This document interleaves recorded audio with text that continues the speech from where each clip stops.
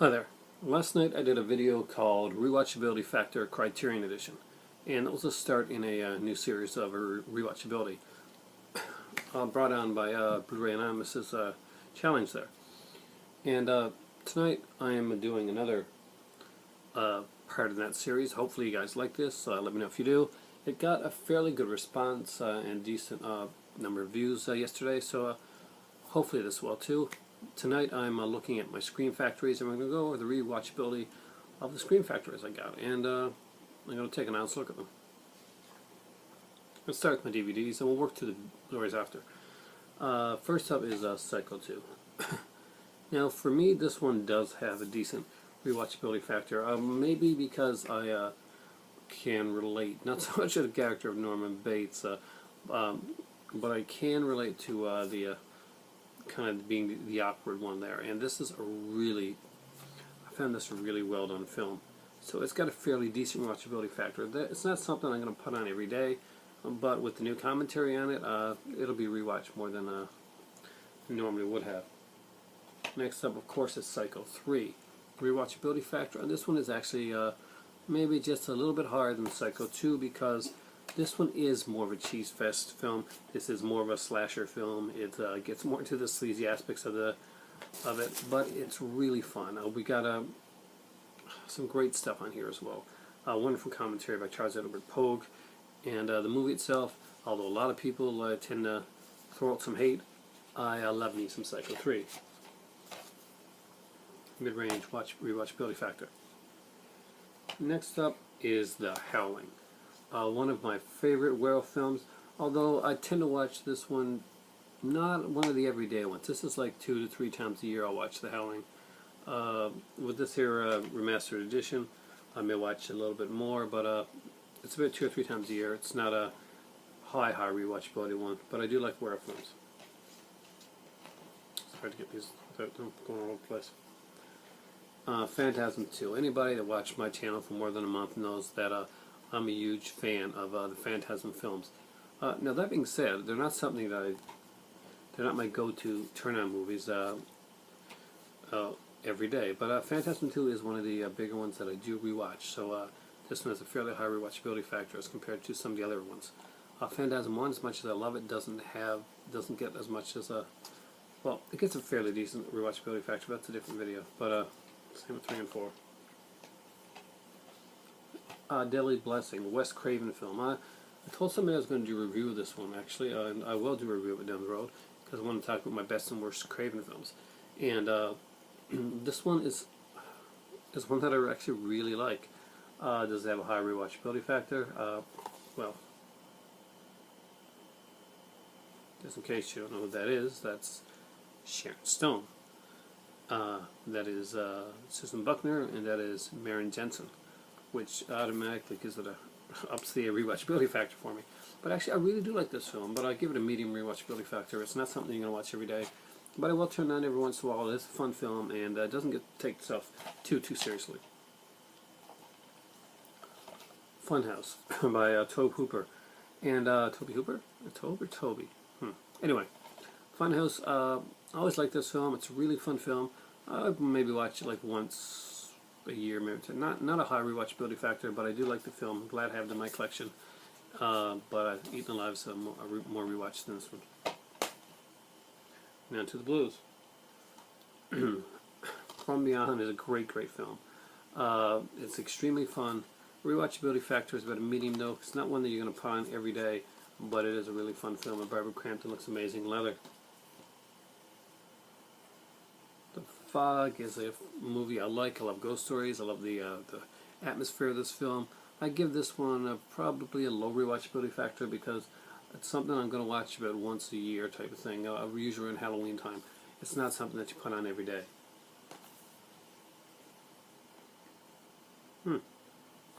Death Valley. I did like this movie, and I've watched it about like 3 or 4 times since I picked it up, so it's got a decent rewatchability factor, but overall it's a suspense thriller. It's got a decent cast, but let's give it a mid-range, because this is not an everyday watch.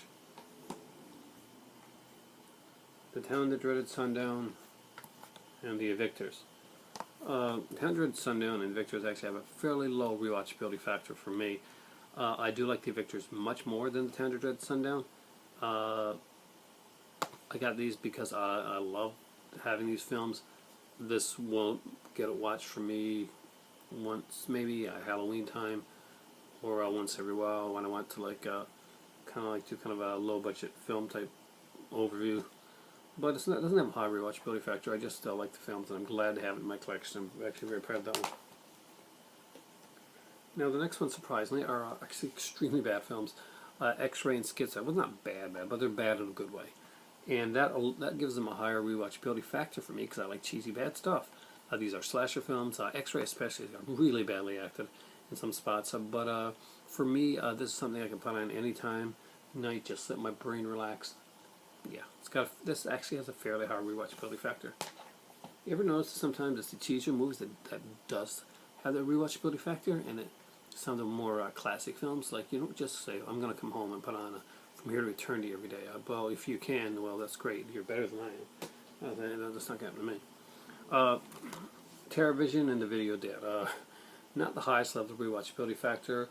Terror Vision is a better film than Video Dead, but they're both kind of fun. I do like to watch them. It's more of a Halloween watch.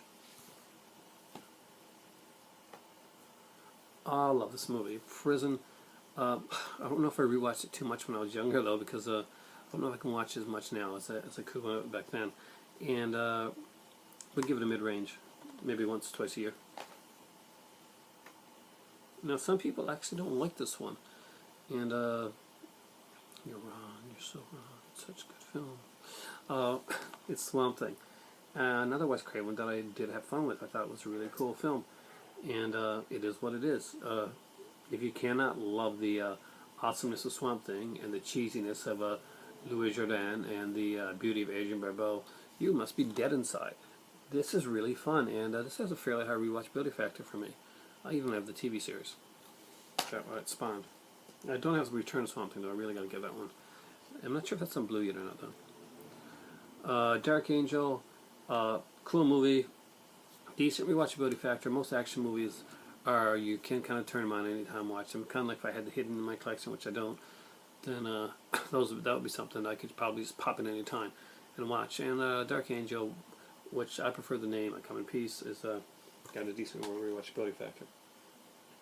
Next up is Day of the Dead. This is one of my, if not my favorite in the Dead series.